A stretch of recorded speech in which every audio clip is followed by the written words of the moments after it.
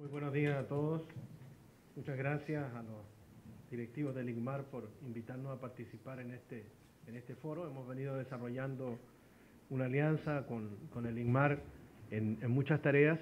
Una de estas es precisamente lo que estamos haciendo, intercambiando ideas con ustedes, intercambiando opiniones sobre la resolución de conflictos y la eficacia que tiene estos métodos.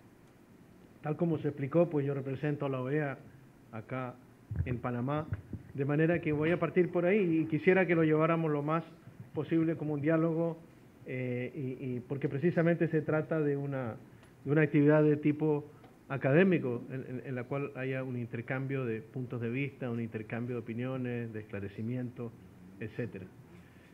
De manera que a lo mejor digo cosas que no son tan formales, en el sentido de que representen necesariamente una posición de la institución, sino mis propios puntos de vista. Quisiera partir reseñando que OEA es, como he mencionado en otras oportunidades, o como yo la percibo, como una institución que cumple tres grandes roles o tres grandes funciones en la América. Primero, es un foro político de los países, de las relaciones internacionales, eso es lo más conocido, es lo que sale en los periódicos, es lo que sale en la prensa, y que normalmente seguimos. Cuando oímos de la OEA casi siempre oímos por algún tipo de tema de orden político, una crisis, un problema de estabilidad, unas elecciones, etc. Pero también, y tal vez lo menos conocido, es un mecanismo de cooperación entre los países. OEA no es un banco, no es un organismo supranacional, es un organismo de los Estados de América y lo que hace es la cooperación entre los Estados de América. Y por ejemplo, tenemos en esta materia el curso de Derecho Internacional, que tal vez es el curso más conocido en esa materia.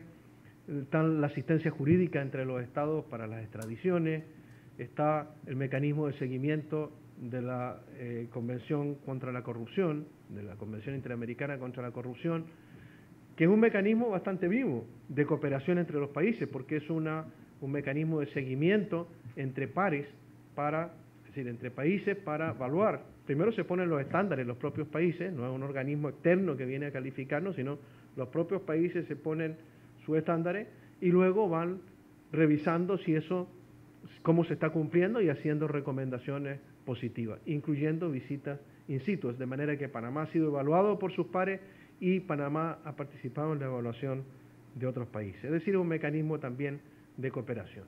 Pero hoy lo que nos viene a llamar la atención es el tercer elemento de lo que significa la OEA, porque la OEA es también un sistema de normas e instituciones jurídicas interamericanas.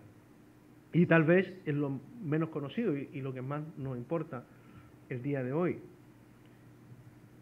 Inspirada por dos grandes principios. Uno, la resolución pacífica de conflictos entre los Estados y la igualdad jurídica entre los Estados. Este es un punto bien importante porque en muchos sentidos nuestra América es un continente desigual, no solo desigual dentro de los países, en términos socioeconómicos, desigual entre los países. Tenemos países muy pequeños, unas islas del Caribe que han sido azotadas ahora recientemente por el huracán, con 10.000 habitantes, y tenemos la primera potencia del mundo, conviviendo en una institución en la cual tienen una igualdad jurídica, tienen un voto exactamente igual y pesan lo mismo.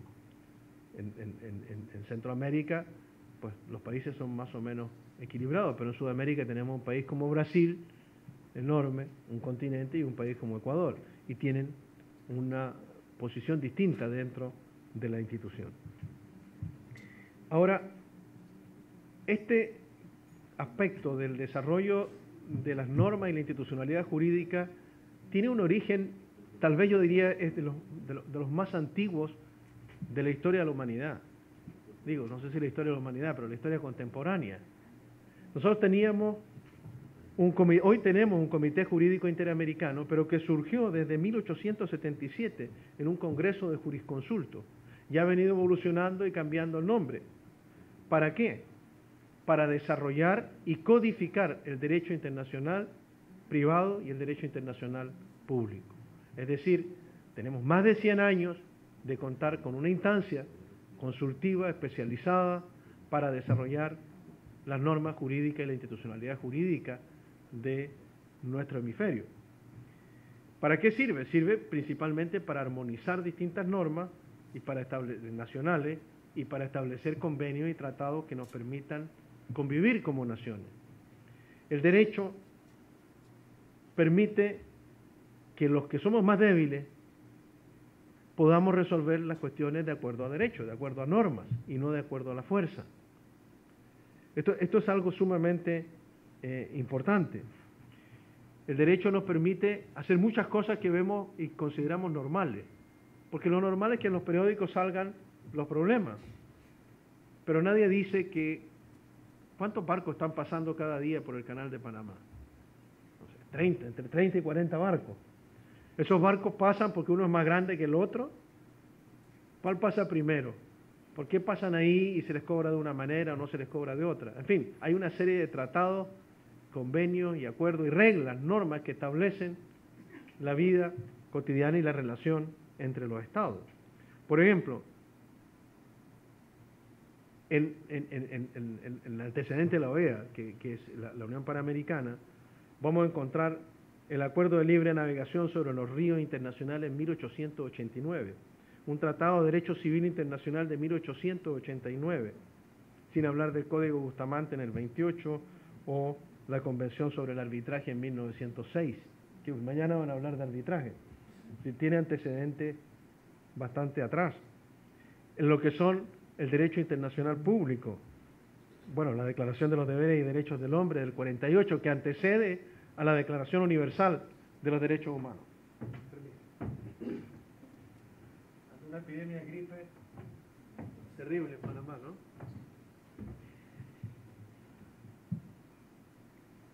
Igual tenemos la Convención Interamericana de Derechos Humanos del 69, el Protocolo de San José, que amplía en el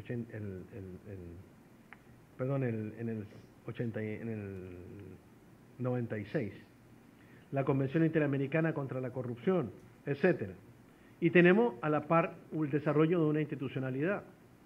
La más conocida, por ejemplo, es la Corte y la Comisión y la Corte Interamericana de Derechos Humanos. Son parte de la institucionalidad en materia de derechos humanos que se ha ido formando. Por eso decimos que la OEA, y por ahí partí, es muchas cosas. Es un foro político, también es un mecanismo de cooperación, pero es en gran parte un mecanismo de desarrollo de normas y de instituciones jurídicas interamericanas que nos vinculan. Es un conjunto de normas e instituciones de derechos humanos. Yo diría que tal vez en el mundo es uno de los sistemas más avanzados y más profundos de cara a África, Europa, etcétera. Es decir, tenemos un sistema interamericano, un sistema de la OEA de derechos humanos sumamente importante. Además, es uno de los pilares de nuestra actividad regular en la OEA, en la Secretaría General. Próximamente, la próxima semana, va a estar sesionando acá la Corte Interamericana de Derechos Humanos. No sé si sabían, las sesiones son públicas y puede ser interesante que algunos de ustedes dense una vuelta por donde van a estar sesionando para que vean la operación en la práctica de la Corte. Ya ha sesionado otras veces aquí y vamos a tenerla sesionando, analizando casos en los próximos días. Entonces, la OEA es ese conjunto de normas, pero ¿qué son los derechos humanos? Son todos los derechos civiles, políticos, económicos, sociales, culturales inherentes a la persona humana, así como las situaciones y condiciones indispensables reconocidas por el Estado a todos sus habitantes sin ninguna discriminación para lograr un proyecto de vida digna. No voy a hacer un análisis muy profundo sobre esto porque no es el tema central, pero quisiera recalcar que esta definición plantea la idea de que hay unos derechos que son inherentes a las personas y a los grupos, pero también plantea que hay unas condiciones para lograr esos derechos.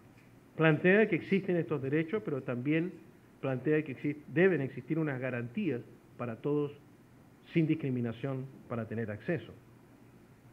En ese sentido, los derechos humanos, y ustedes lo habrán estudiado, son universales, indivisibles, integrales, interdependientes, complementarios, irrenunciables, imprescriptibles, inviolables e inalienables.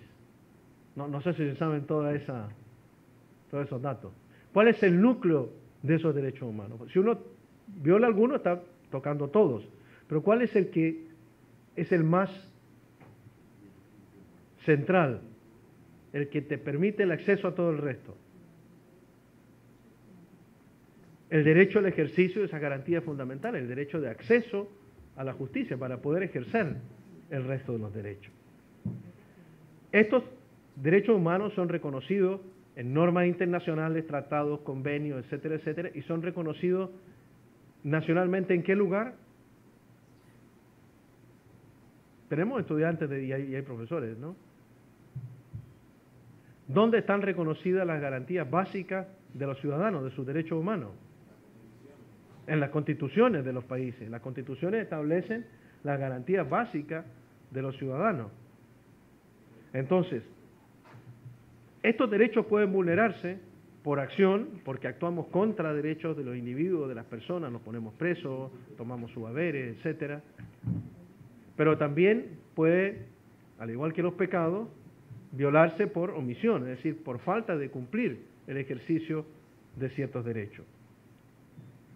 ¿Cómo se protege entonces el ciudadano de la violación de esos derechos humanos? Si hay una violación a la libertad, por ejemplo. Sí. Ok, o sea, está apelando a una garantía que tiene la Constitución panameña.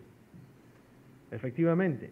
Entonces, el ciudadano va al derecho interno apelando a esas garantías para hacer valer sus derechos. Esto requiere ciertos procesos. Yo no puedo ir sencillamente y decir, pararme frente al edificio de la Corte y decir, oigan, me vengo a hacer un habeas corpus. Hay todo un proceso, es bien complejo hacer un habeas corpus, no es tan sencillo, ¿verdad? En teoría está todo genial. Es decir, tenemos unos derechos humanos de los ciudadanos y tenemos unas garantías que exigen a los estados que cumplan esos derechos y que además generen condiciones o tengan un mecanismo para que todos accedan por igual. Pero la realidad, la vida, nos indica que esto es tan cierto. No es así, porque tenemos un conjunto de brechas importantes para acceder a esos mecanismos. ¿Cómo puede un indígena, una mujer indígena no ve cuando ha desaparecido su esposo o lo han metido preso de manera arbitraria hacer un habeas corpus? Si a lo mejor no habla ni bien el español, está obligada a litigar en español, mucho menos que sepa lo que usted dice, habeas corpus, ¿qué es eso? Es más, que seguro que hago un examen aquí y pongo habeas corpus, digo que me llenen una hojita todos, que digan qué es lo que es habeas corpus y vamos a ver los resultados. ¿Quién se siente seguro de lo que haga un habeas corpus? Que yo le pregunto, diga, defíname habeas corpus y sabe que va a sacar 100, aquí están sus maestros. ¿Quién se atreve? Que levante la mano. No, nos da pena. Probablemente tengamos la respuesta. Imagínense ustedes, entonces, para ejercer ese derecho, alguien que vive, no sé, al interior de Darién, donde a veces no hay ni acceso por carretera. Entonces, hay limitaciones, Vamos a tener en los próximos días nosotros un evento acá de otra cosa y me pidieron que ayudara con la logística, conseguir, a sugerir qué hotel. Entonces, me pusieron un requisito, me dijeron, oiga, porque es con la sociedad civil, como hay organizaciones de la sociedad civil que representan a los discapacitados, entonces que sea accesible, por favor. Entonces empieza usted en Panamá, donde hay cualquier cantidad de hoteles, donde hay cualquier cantidad de eventos, y entonces no es tan sencillo encontrar un hotel que le permita a los discapacitados de esas organizaciones participar en ese evento. Yo me recordaba de eso porque dije, voy a usar el ejemplo. Si hubiera algún discapacitado que quisiera participar en este congreso, en esta sala, ¿cómo haría? Entonces hay una brecha objetiva, real, para, no digo para el acceso a justicia, digo para dos ejemplos que son mucho más sencillos. Porque yo digo, sin ser discapacitado, no mucho por lo menos, no sabría realmente, aún siendo abogado, no sabría cómo hacer un habeas corpus en Panamá, ¿verdad?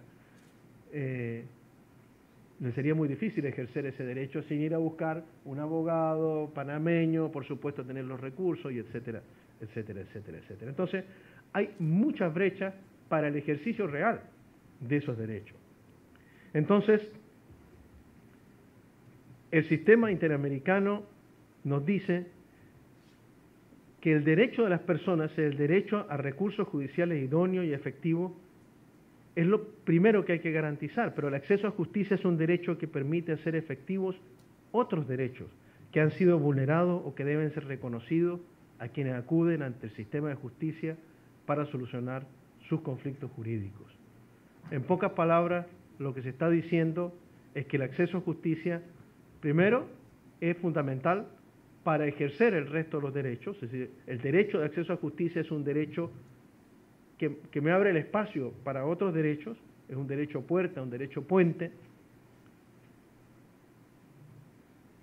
y por lo tanto, la falta de acceso a justicia es también una violación a los derechos humanos.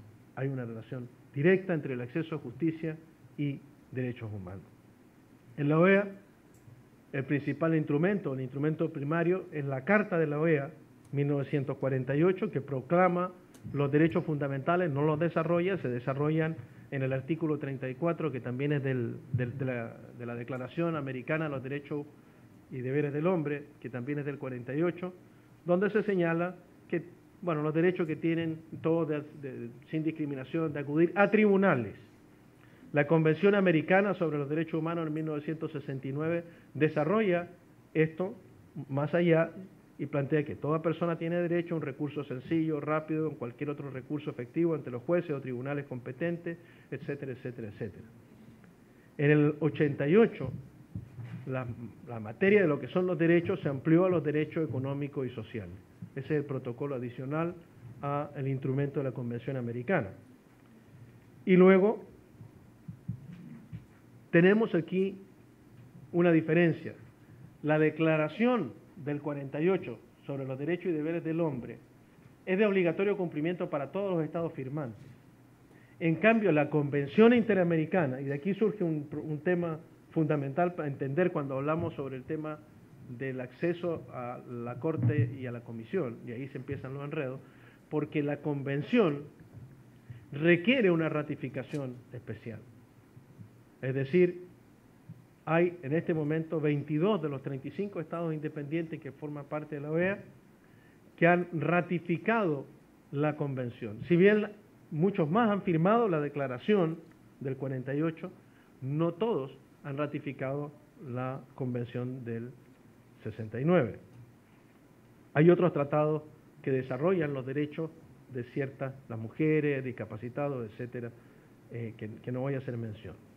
Entonces, yo diría, hasta la Convención Interamericana, el concepto de acceso a justicia estaba restringido a los derechos y garantías de las personas, los derechos primarios. Tal vez con el protocolo adicional de San Salvador se amplió a los derechos económicos y sociales, pero seguía siempre siendo el núcleo que el acceso a justicia es el acceso a la tutela judicial efectiva. El concepto entonces de acceso a justicia ha venido evolucionando desde el surgimiento en lo que plantea la Carta, la Declaración, lo que hizo avanzar la Convención, lo que han hecho los protocolos adicionales y otros tratados, pasando de lo que es la tutela judicial efectiva. ¿Qué es la tutela judicial efectiva? ¿Quién me puede definir? Para que se gane 10 puntos o 100 puntos. ¿Qué es tutela judicial efectiva? La tutela de los derechos de las personas a reclamar, ¿verdad? Usted me iba a decir algo, ¿verdad? Anímese usted, sí. Lo vi que estaba levantando la mano o se estaba arreglando el pelo, pero bueno, la tutela, ¿qué es lo que es? ¿El acceso a qué? El acceso a tribunales, y lo recalco, el acceso a tribunales. ¿Qué condiciones le ponen los tribunales?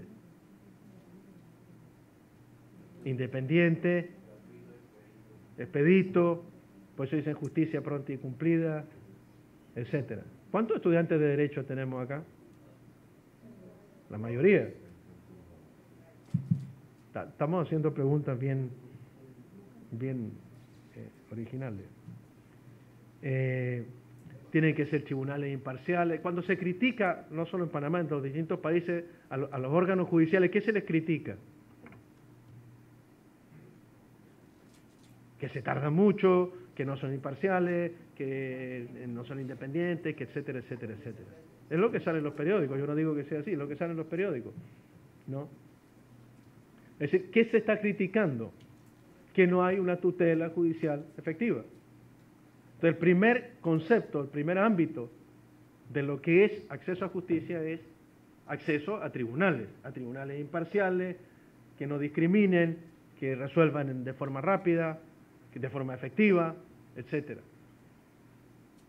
Pero ese concepto de acceso a justicia ha ido cambiando. Una segunda dimensión, un segundo campo es la ampliación con relación a qué tipo de cosas son las que van ahí. ¿A qué tipo de necesidad están atendiendo? Una primera ampliación es, como dije, por ejemplo, el protocolo adicional de San Salvador, que incorpora los derechos económicos y sociales. Pero también uno pudiera decir, el derecho a acceso a justicia no necesariamente es litigioso. ¿Cuántos de ustedes han tenido que ir a un juicio por algo, por cualquier cosa? ¿Un colega, dos colegas, 3, 4? Bueno, yo no digo que sean culpables, ¿eh? Vamos a asumir que son todos ustedes víctimas. Sí, yo los presumo inocentes de entrada. Tenemos 4 colegas. Yo le voy a preguntar, ¿cuántos de ustedes han tenido alguna necesidad jurídica que no sea un litigio? Nadie ha tenido que reponer una partida de nacimiento o hacer un juicio, ¿eh? Nadie, pero ustedes son ángeles. ¿De dónde salieron todos estudiantes? O sea, un montón de cosas. Una solicitud de licencia de conducir. Solicitud de licencia de conducir. ¿Cuántos de ustedes conducen? ¿Qué poquito conducen? ¿Qué poquito? ¿Usted le gustaría conducir? Usted conduce. Dígame, ¿cuáles son los requisitos para sacar una licencia? Tener 18 años y pasar el examen visual. Examen visual. Ok, si usted va ahí, si usted va ahí no va a poder entrar, porque se le olvidó algo importante. Bueno, no, aparte de saber manejar, que eso lo damos por supuesto. Algo bien importante para el Estado. El pago. El pago. Usted va sin pago, no entra ni no pasa ni la puerta. Imagínese que usted es un ciudadano que viene de Colón en bus a hacer eso. Estoy hablando de una licencia, por Dios. ¿Ya? Entonces, las necesidades no son solo ir a un juicio. Las necesidades de orden jurídico son más allá. A ver, ¿cuántos de ustedes son papás responsables? Uno.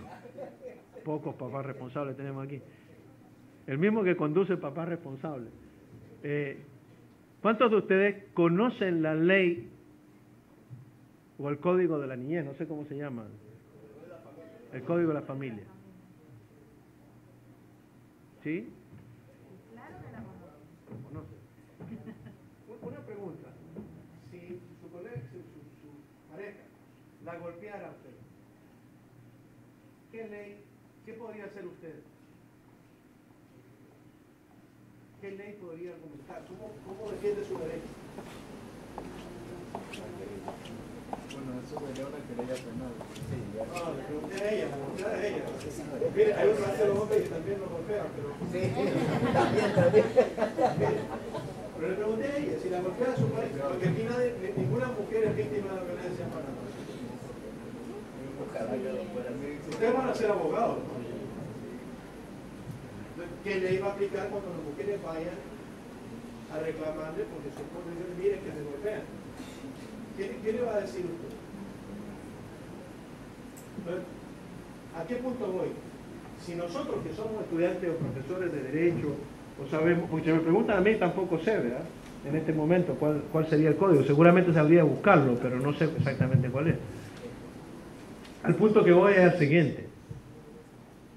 Estamos hablando de la dimensión del tipo de necesidad de acceso, no solo de acceso a tribunales, ese es mi punto. Acceso a justicia no solo acceso a tribunales, es acceso a mucho contenido y no solo tribunales para tener litigio, a resolver problemas de relevancia jurídica. Pero hay un derecho que es fundamental allí también, que es el conocimiento de la ley y de los procesos. Si somos ignorantes de la ley y de su procedimiento, por más que la diga que la ley, que estamos obligados a conocerla, los efectos de ella, los efectos de ese ejercicio de los derechos dependen del conocimiento que tenemos de ellos. Miren, yo trabajo, y voy a hablar al final de la charla de los facilitadores judiciales, trabajo con miles de mujeres facilitadoras. Muchas de esas mujeres eran víctimas de la violencia y saben que dicen, bueno, que les ha cambiado la vida. ¿Saben por qué? Por una sencilla razón, porque ahora entienden que eso no se hace, porque ahora entienden que eso está penado por la ley. No sabían de que había un derecho de que no se debía, la violencia intrafamiliar era un delito. Sencillamente no lo conocían. Estoy hablando de algo sumamente común y que nos pasa porque hay un porcentaje altísimo de las mujeres que a lo largo de su vida son víctimas de la violencia. Dios quiera que no ocurra en esta sala. Pero es la realidad social. Otro punto. El 10%, ¿qué es lo que le piden a ustedes? Lo primero que hacen cuando van a la policía para no ir a un juez. ¿Qué es lo primero que le piden por cualquier cosa? ¿Eh? No, otro colega, no el que maneja, otro colega. ¿Qué le piden? Usted entra a la estación de policía. Usted entró a la estación de policía. Y dice, mire que yo vengo a poner una denuncia porque me robaron o porque quiero hacer una consulta. ¿Qué es lo primero que le dice? Identificación personal. Deme su identificación personal. ¿Cuántos americanos o latinoamericanos no tienen partida de nacimiento? Hay un alto porcentaje, alrededor del 10%, que no tiene partida de nacimiento, por Dios. ¿Qué ejercicio de derecho puede haber si no tengo partida de nacimiento? No llego ni a... Ustedes juegan béisbol, ¿no? No llego ni a primera base en el ejercicio de mis derechos, porque no soy nadie, no existo para el Estado. No existo para el Estado. No tengo identidad, no tengo conocimiento sobre mis derechos. O sea, el acceso a justicia no es solo pensar entonces en tribunales que el Estado ponga a disposición del pueblo, tribunales independientes, etcétera, etcétera, etcétera. Implica también que los ciudadanos deben tener identidad, deben tener conocimiento y deben tener derechos más amplios que los simples garantías básicas. Entonces, otra dimensión también del acceso a justicia tiene que ver con la forma de resolver esa necesidad. Ya no estamos hablando de la necesidad jurídica, sino por el derecho. Estamos hablando de la forma de acceder a esos procedimientos, a esas condiciones para el ejercicio de esos derechos. Una forma es el tribunal, o sea, tengo que ir a la policía, al fiscal, etcétera, etcétera. El concepto más desarrollado nos dice que también son acceso los servicios puentes, o sea, aquellos servicios que le permiten al ciudadano acceder o que ayudan a que el ciudadano acceda a las autoridades. Hay, por ejemplo, un bufete jurídico, por ejemplo, le puede ayudar a los ciudadanos a que presenten una denuncia, o etcétera. Y son parte del acceso a justicia. No solo la existencia del tribunal, sino ese tipo de servicios. También los mecanismos estatales de resolución alterna de conflictos. Un ejemplo claro en Panamá, por ejemplo, ¿cuál sería? Los centros de mediación del órgano judicial. Son un servicio estatal no jurisdiccional para resolver conflictos de carácter o de relevancia jurídica. Y otro mecanismo, ¿cuál sería? Todos aquellos mecanismos no estatales de resolución alterna de conflictos.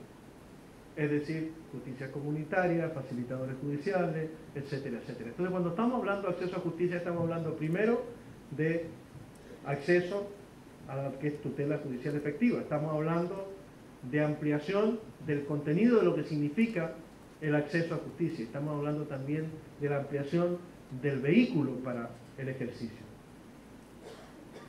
Entonces, estamos en presencia de un cambio de paradigma. Ha ido evolucionando y tenemos un paradigma nuevo que está surgiendo sobre lo que significa acceso a justicia. En el cual lo que se nos ha dicho en la escuela de Derecho, que todos somos iguales ante la ley. Eso es, todas las personas somos iguales ante la ley. Sí, ¿verdad? ¿Estamos de acuerdo? No. O sea, tienen que haber normas distintas. La norma debe ser la misma. O sea, nosotros no vamos a tener un código penal para mí, un código penal para usted, un código penal para usted. Hay un código penal, hay una sola norma. ¿Qué es lo que es diferente? ¿Qué es lo que debe reconocer las diferencias, las brechas que hay de diferente? La forma de acceso a justicia. La justicia, la norma jurídica, la igualdad jurídica de las personas ante la norma no implica necesariamente igualdad en el acceso a justicia. Una cosa es la norma y otra cosa es la política pública de acceso a justicia. Por eso he dicho, no solo trata de la tutela judicial efectiva, trata del contenido, trata de los mecanismos por los cuales se accede. Y no solo a los temas del litigio, sino que va mucho más allá de las necesidades de acceso a justicia.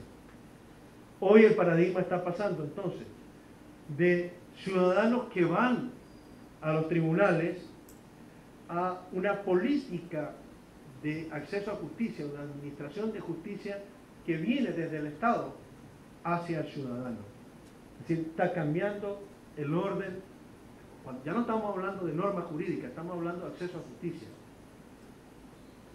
Porque para que la norma se aplique necesita un mecanismo. Y como hay, en la aplicación de ese mecanismo hay brechas y hay desigualdades, el Estado debe reconocer, está obligado a reconocer esas desigualdades y aplicar mecanismos que le permitan hacer todos iguales ante la norma. Por eso, insisto, en que ya no se trata de que el ciudadano vaya a un tribunal que está ahí arriba como quien va al Olimpo, sino que el Estado baje a través de una política pública para darle acceso a justicia, para darle identidad a la gente, para darle conocimiento sobre la ley, para resolver conflictos jurídicos a través de distintos mecanismos, a través de la tutela judicial efectiva, a través de mecanismos no jurisdiccionales, a través por instancias no estatales, etc. Yo diría que hasta ahí hay un consenso importante, se ha ido avanzando, ha ido cambiando a través del tiempo el concepto, y yo me atrevería a ir, aunque sobre esto no hay un consenso tan grande, creo que el rol de la justicia en un Estado también está siendo repensado, pasando de ser únicamente para resolver de acuerdo a ciertas normas, para hacer una política pública que busque, en primer lugar, prevenir, en segundo lugar, tratar de resolver por medios no jurisdiccionales, y en tercer lugar, ser muy efectivo resolviendo lo que haya que resolver realmente por medios jurisdiccionales. Entonces, cuando pensamos en un Estado moderno, ¿hacia dónde vamos? Vamos hacia políticas públicas en materia de acceso a justicia, encabezadas por los órganos jurisdiccionales, en que busquen prevención, resolución alterna o no jurisdiccional de los conflictos y de las situaciones de relevancia jurídica, y en última instancia ser muy eficaces.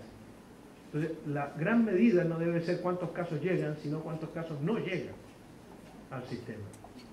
Estamos hablando de mecanismos alternos de resolución. Dos instrumentos muy cercanos, las 100 reglas de Brasilia, les recomiendo que estudien, no sé si las han estudiado, vale la pena que las vean. Básicamente tiene el objetivo de garantizar el acceso a justicia y establecer. Lo importante de esto es que las 100 reglas de Brasilia han sido hechas en la cumbre iberoamericana. Ahí están todos los presidentes de corte, están todos los magistrados, y los propios órganos judiciales se han dado estas 100 reglas. no son un tratado vinculante, las 100 reglas de Brasil. No son un tratado vinculante, pero expresan una voluntad política, una voluntad institucional de los operadores de justicia. Ellos hablan, por ejemplo, de políticas públicas que garanticen el acceso a justicia de las personas en condiciones de vulnerabilidad. Hombre, oír un tribunal hablar de esa manera creo que es un paso enorme. Les recomiendo que la revisen. Igual recientemente, en 2016, en la 46 Asamblea de la OEA, se aprobó la Declaración de los Derechos de los Pueblos Indígenas de la América. Costó muchísimos años llegar a sacar esto. Y dice así, bueno, uno de los artículos, ¿no? Los pueblos indígenas tienen derecho a promover, desarrollar y mantener sus estructuras institucionales y sus propias costumbres, espiritualidad, tradiciones, procedimientos, prácticas y cuando existan costumbres o sistemas jurídicos de conformidad con las normas internacionales de derechos humanos. El derecho a los sistemas jurídicos indígenas deben ser reconocidos y respetados por el orden jurídico nacional, regional e internacional, y los estados deberán tomar medidas eficaces en conjunto con los pueblos indígenas para asegurar la implementación de este artículo. De cuando estamos hablando de acceso a justicia, no estamos hablando, y de ejercicio de los derechos humanos, no estamos hablando solamente de tutela judicial efectiva, estamos hablando también como hay mecanismos para distintos grupos vulnerables, es decir, para superar esa brecha. Está, en el caso de las mujeres, la Convención de Belén de Opará. No sé cuántas mujeres que están aquí presentes, cuántos varones que están aquí presentes conocen la Convención para erradicar todas las formas de violencia contra la mujer. Uno. El resto no somos buenas parejas, ¿verdad? Si alguna de las chicas que está aquí está medio de novia con alguno de los varones aquí, díganle que van a interrumpir el noviazgo hasta que lea la Convención. Se los recomiendo, ¿verdad? Porque si no van a alegar ignorancia de las leyes. Es una convención bien importante. Sí, se han dado distintos mecanismos para ir supliendo esta brecha. Me pedían que hablara del panorama regional de acceso a justicia. Estamos bien con el tiempo, ¿no? Aquí surge un problema y yo tengo y aquí ya son ideas muy especiales, muy particulares, ¿verdad? He tratado lo más posible hasta ahora de regirme por lo que son las ideas institucionales, pero siempre me surge, como trabajo con distintos proyectos y temas que tienen que ver con acceso a justicia. Cuando hablamos de la falta de acceso a justicia, me dicen, bueno, pero ¿cómo demuestra usted que hay una falta de acceso a justicia en tal país? Y es muy difícil. ¿Cómo se les ocurre a ustedes que se podría hacer? ¿Qué nos puede indicar la falta general de acceso a justicia? ¿Alguien tiene duda de que hay... ¿Alguien cree que justicia panameña o de cualquier país centroamericano está cubriendo todas las necesidades jurídicas de su población? No. ¿Cómo podemos medir eso? No, en realidad es muy difícil, no lo hay. Es casi un estudio sociológico. Pero tenemos algunos datos. Yo diría, en el acceso a justicia hay un gran embudo así, en el cual están las necesidades jurídicas, no solo litigiosas, sino no litigiosas de la población. Pero hay una pregunta, se hacen encuestas regularmente. Hay una encuesta que hace Latino Barómetro que se llama victimización. No sé si lo han escuchado. La encuesta de victimización van y le preguntan a la gente, a un grupo representativo de ciudadanos panameños, le dicen, óigame, en los últimos 12 meses, ¿usted ha sido víctima de algún delito? No le están preguntando una necesidad jurídica, le están preguntando un delito específicamente. ¿Le han robado, le han asaltado, algo? ¿Cuántos ciudadanos creen ustedes que responden que sí? No, la mayoría. No, anda en promedio como un tercio. Yo diría, 1 de cada 3 ciudadanos de América Latina y el Caribe va a responder de manera consistente en los últimos 15, 20 años más o menos lo mismo. En algunos países varía un poquito más, un poquito menos. Panamá, la última, esta es del 2016. y es de la CID Gallup, o sea, no es ningún invento. 32%. O sea, de cada 100 panameños que se le preguntó, 32 habían sido víctimas del delito los últimos 12 meses, ellos. Usted dice, bueno, eso me puede indicar qué tanto delito hay, pero no me está indicando el acceso. Pero la segunda pregunta que le hacen a ese ciudadano, perdón, voy a hacer yo la encuesta ahorita aquí. ¿Cuántos de ustedes han sido víctimas los últimos 12 meses de un delito? Oye, yo me voy a pasar a trabajar aquí, no hay delito. A nadie le han robado nada. Uno, dos, colegas.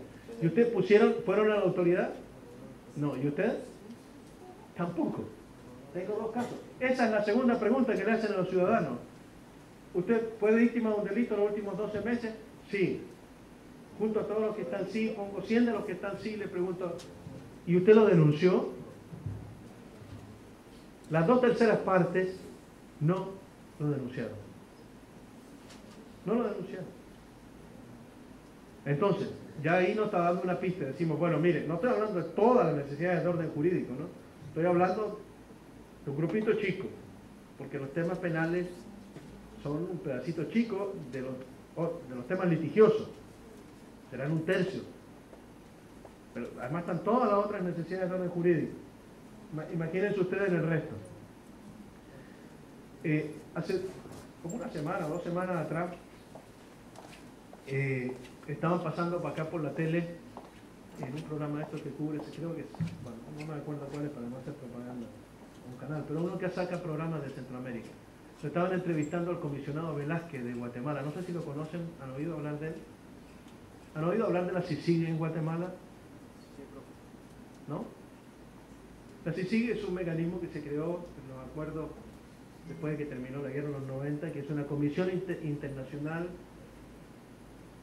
de apoyo a las investigaciones en Guatemala. Es una fiscalía internacional, pocas palabras, porque tiene capacidad de investigar y capacidad de, bueno, no de acusar, porque trabajan de la mano con la fiscalía guatemalteca, pero investiga. Bueno, de hecho investigó al presidente Pérez Molina. Entonces, vieron que votaron al presidente Pérez Molina, que era de Guatemala, y están a punto de votar ahora al actual presidente de Guatemala. ¿Quién es el que está promoviendo esa acusación? La CICIG. Bueno, eso lo dirige el comisionado Velázquez, que es colombiano. Le preguntaron aquí en la tele al comisionado Velázquez, estaban hablando de su país, o sea, de Guatemala, no de Colombia. Le preguntaron el nivel de impunidad. ¿Saben qué porcentaje dijo el fiscal, lo que vendría siendo el fiscal de Guatemala? Que la impunidad era del 97%. Ahí tienen otra medida.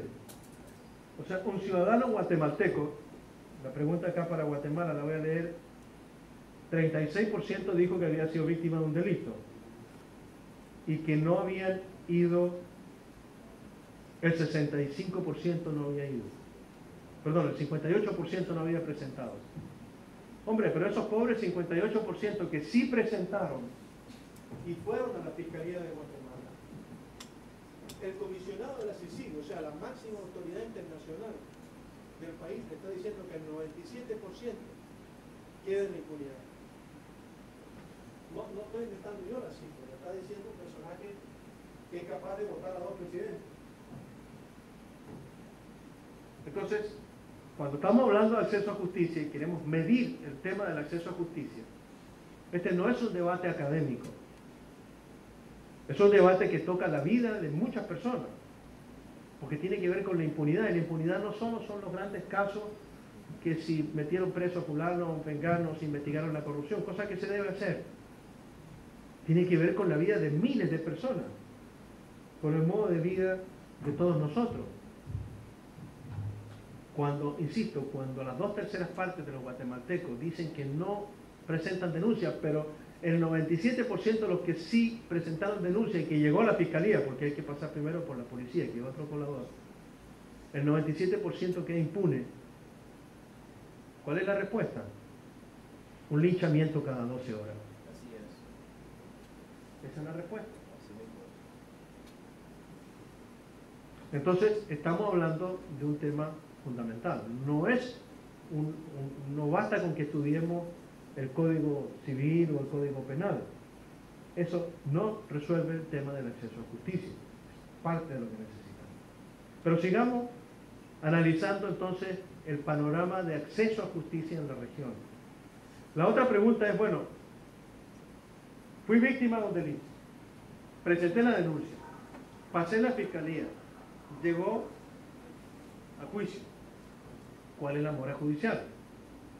La mora judicial promedio en América Latina, o sea, la cantidad de casos que salen con relación a la cantidad de casos que entran. La mora es lo que es la diferencia, ¿verdad? ¿Qué representa esa diferencia en total de casos que entraron cada año? En promedio América Latina es el 16%. En los países centroamericanos varía. Tenemos Guatemala 65% de mora judicial, 18% en Costa Rica, 5.5 en El Salvador, perdón, 0 en El Salvador, 10.7 en Honduras, 0 en Nicaragua, 2.3 en Panamá, de acuerdo al último dato. Ahora, ¿Cero en El Salvador? sí, hay dos países que aparecen con 0, El Salvador Pero acá hay que tener en cuenta lo siguiente, porque una cosa es analizar qué cifra tenemos hoy y la otra pregunta es qué tan sostenible es esa mora. En el caso de El Salvador sí viene repitiéndose los últimos 5 años. Ha habido un incremento muy fuerte del presupuesto y etc.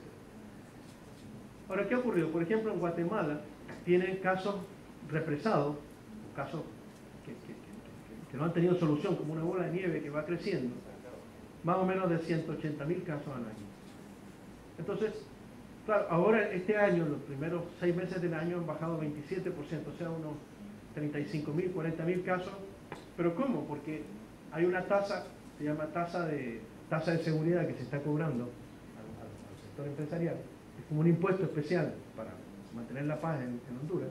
Gran parte de eso va al Poder Judicial y con eso el Poder Judicial ha contratado más personal y está resolviendo esos casos, mientras sigue el sistema normal. Entonces, muchas de estas cifras, aun cuando no son tan malas en algunos países, no reflejan la capacidad que tienen los órganos judiciales de resolver la cantidad de casos que entran. Es decir, entran más casos de los que tienen capacidad de resolver. En el caso de Nicaragua, por ejemplo, que tiene 0, cuando uno analiza el propio informe que dio Nicaragua, es decir, el informe del 2016, el mismo informe dice, pero en los últimos 5 años la cantidad de casos que entraron cada año eran 123.000 y los que se resolvieron fueron 62.000. O sea que sin haber atacado de un modo excepcional los problemas de mora que habría una mora del 50%. Y cuando uno va atrás en la estadística, son moras elevadas. No sé si me explico, entonces es un gran embudo. Muchas necesidades, pocos vamos, los que vamos quedamos en la fiscalía, los que pasamos vamos al órgano judicial y los que salen de ahí, poquito. Pero además cuando uno analiza, miren este dato. Un país, ingresos en un año, 390.000. Sentencias, 22.000. Otras vías, 132.000. ¿Qué creen que son esas otras vías? Bueno, pensemos bien y el INMAR estaría feliz. Algunas son mediaciones, andan como por 15.000, 17.000 en este caso. ¿Y el resto? A ver, los procesalistas. Desistimiento, término vencido, etcétera, etcétera, etcétera. ¿Eso es resolución de justicia? No. Entonces, en realidad, los niveles de impunidad son mucho más elevados. Y luego, y ahí estoy hablando de datos genéricos de toda la población. Pensemos en algunas brechas para grupos específicos. ¿Qué porcentaje de la población centroamericana es discapacitada? Aquí hubo un montón de guerras, no en Panamá. El 12% de la población centroamericana tiene un nivel de discapacidad. Entonces, cuando no podemos subir al edificio, de entrada estamos discriminando al 12% de la población. ¿Qué porcentaje es indígena? Y ustedes tienen indígenas. ¿Qué porcentaje de indígenas tiene Guatemala, Panamá? ¿Cuántos panameños son indígenas? Se visten como indígenas, hablan como indígenas, siguen sus tradiciones, etc. El 7% de los panameños. el 11% en todo Centroamérica. ¿La justicia ustedes creen que les llega? No hay ni juzgado. No hay ni juzgado. Yo he ido con el presidente de la Corte en helicóptero. Le digo, está la voluntad institucional, no digo que no estoy echando la culpa a nadie. Lo que digo es que acceso a justicia es más complicado que el simple derecho a decir que tenemos que tener tribunales, etcétera, etcétera, etcétera. El 4% de la población afrodescendiente. El 8% de la población centroamericana vive fuera de Centroamérica. ¿Ustedes saben cuántos deportados hay cada año en Centroamérica? De los que migran a los Estados Unidos, vía México. Cada año hay 100.000 deportados. 100.000 deportados. Imagínense el tema del acceso a justicia de los migrantes. Desde que sale, porque normalmente sale porque te están violando derechos. ¿Ya? En tránsito, cuando llegas, cuando te devuelven, cuando te reinsertas. O sea, tienes un montón de pasos en que hay una población migrante, que son millones de personas en Centroamérica, que carecen de derechos, que tienen dificultades, especiales brechas para acceder a los derechos. Entonces, ya no solo estoy hablando del panorama regional en términos generales, sino que estoy hablando de grupos importantísimos, no digo grupos, a lo mejor incluso son mayorías importantes. Aquí yo voy acercándome, no, todavía me faltan. Ayer salió esto, es de un magistrado de la Corte panameña, ¿no? Está dando la pelea del presupuesto, ¿sí? Y yo lo apoyo, ¿eh? Digo, de entrada, lo que voy a decir a continuación no estoy para nada en contra. Creo que sí hace falta más atención y hace falta más recursos en Panamá y en todos los países. Pero esto es una trampa. En materia de acceso a justicia es una trampa. Miren, voy a hacer un par de comparaciones para explicarlo. La cantidad de jueces que tiene por habitante, que tiene Chile, son 6.5. La cantidad de jueces que tiene Venezuela son 6.8 por habitante. Por 100.000 habitantes. Más o menos lo mismo. Uno diría que el acceso a justicia es distinto en Chile que en Venezuela, sin duda. Depende entonces de la cantidad de jueces. Costa Rica tiene 24, o más o menos 24. Europa tiene 21, Alemania tiene 24, Estados Unidos tiene 20, Inglaterra tiene 3. Miren las disparidades. ¿Ustedes creen que el acceso a justicia entonces depende mucho de la cantidad de jueces que tenga? O sea, depende de la oferta de tribunales. No, ahí hay un dato, sí, es necesario, pero hay otros factores, evidentemente. Cuando uno ve el gasto, dice, no, porque el gasto per cápita es muy bajo. En Canadá es de 30, en Europa es de 82, en Alemania 127, Costa Rica tiene 134. Costa Rica tiene 4 millones de habitantes, tiene $134 por persona en justicia, tiene 24 jueces por habitante y tiene la misma mora judicial que tiene Guatemala, que tiene 14 millones de habitantes, tiene la mitad o un tercio del presupuesto que tiene el Poder Judicial costarricense. Y tiene, no sé, un cuarto de los jueces por habitante. Digo, con esto probablemente no es culpa del Poder Judicial costarricense. Es que aquí estamos en presencia de otro fenómeno. El problema del acceso a justicia no es solo un problema de acceso, de oferta, que hay que ampliarla, hay que cualificarla, de tribunales preparados, más presupuestos, sí, es necesario. Sobre todo porque tenemos un problema, aquí no estamos en Alemania, estamos en una zona compleja, entonces, sí necesitamos más presupuesto, yo apoyo esto, pero el que cree que solo con esto vamos a tener acceso a justicia, le digo que no. Nosotros trabajamos en Costa Rica. En Costa Rica no hay linchamiento. Pero ¿saben lo que hay? La tasa de litigiosidad más grande de América Latina. Los costarricenses no se linchan, pero sí van a los tribunales. Usted pone más y más van a los tribunales. Y la mora sigue creciendo. Entonces, acceso a justicia no necesariamente es mayor oferta. Es mayor oferta, pero también tiene que haber otras cosas. Por eso hemos estado hablando todo este rato de que acceso a justicia no es igual que tutela judicial efectiva, no es lo mismo que acceso a tribunales independientes, etcétera, etcétera, etcétera. Va mucho más allá de eso. Cuando hablamos, esto tiene impacto en muchas cosas, en la seguridad ciudadana, etcétera, en el desarrollo económico.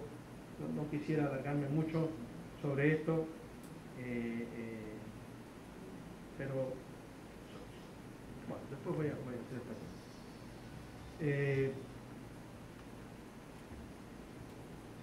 Tiene un impacto en seguridad ciudadana, lo decía hace un momento. Pensar que vamos a resolver la seguridad ciudadana con más policía, por favor.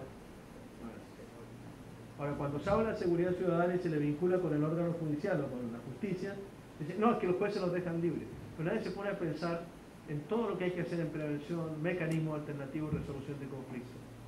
No lo pensamos nosotros, pero lo piensa el Banco Mundial, lo piensa el BID, lo piensan los empresarios. Tienen un pensamiento más avanzado que nosotros, los abogados, a veces, en términos que se requiere en nuestros países. Requiere prevención. Igual, cuando hablas de desarrollo económico, en términos de seguridad, el aumento de los gastos de seguridad ha significado 6% del PIB en El Salvador. Puede que no tengan mucho mora judicial, pero tienen una tasa de seguridad espantosa. 6 puntos del PIB, por Dios, en pura gastos de seguridad. Si no van a la prevención, están perdidos. En democracia, voy a hacer otra encuesta para que no se me siga yendo el público. ¿Cuántos de ustedes, usted va a hacer una pregunta complicada y por lo tanto los resultados son reservados? ¿Cuántos de ustedes creen, tienen mucha confianza o confianza en la justicia? ¿Mucha confianza? No hay nadie, solo yo. ¿Cuántos tienen poca o ninguna confianza?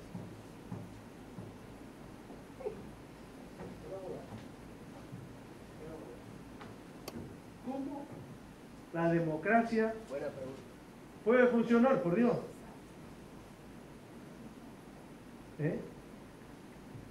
Mira, acá tenemos dos papeles. Este papel que está aquí y este que está aquí. El costo de uno y otro, el costo, debe andar más o menos por lo mismo. ¿Cuál prefiere usted que le dé? ¿Este o este? El verde. ¿Por qué creen que esto? ¿Por qué lo prefiere? Porque cuando usted vaya allá abajo va a comprar una gaseosa y va a pagar con esto. Cuando usted le diga, vamos, no se lo van a recibir. ¿Por qué? Porque se ha puesto a pensar la razón. ¿Alguien haría alguna cuestión porque le doy este papel? Nadie le preocupa, lo mete en el bolsillo y listo. Porque todos nosotros, en realidad esto dice una cosa que no debería decir, porque dicen God we trust, en Dios confiamos. Pero en realidad lo que debería decir es otra cosa. Mito.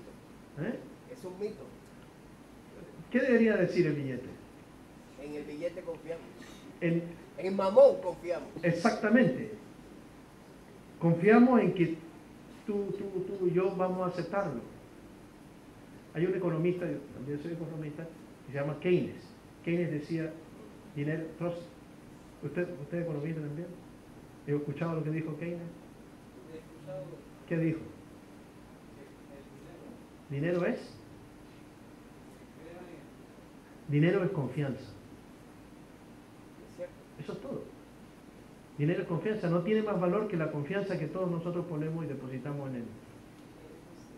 Y de pronto estamos empezando a dejar de confiar en él y vamos a empezar a preferir yuanes. Y también depende de qué tipo de moneda es.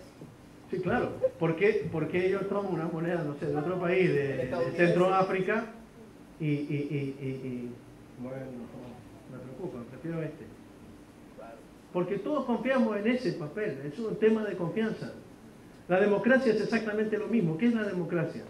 es la confianza que tenemos los ciudadanos en las instituciones democráticas. ¿Y cuál es la principal, o una de las principales instituciones, o la principal institución democrática en cualquier estado? ¿Cuál es la principal institución? ¿Por qué estudian ustedes Derecho? Es la justicia. La justicia, la que permite resolver los conflictos de los ciudadanos, ejercicio de sus derechos, le da las garantías fundamentales, etcétera, etcétera, etcétera. Entonces, cuando el 67% de la población dice que no confía nada o confía muy poco en los órganos judiciales de sus países,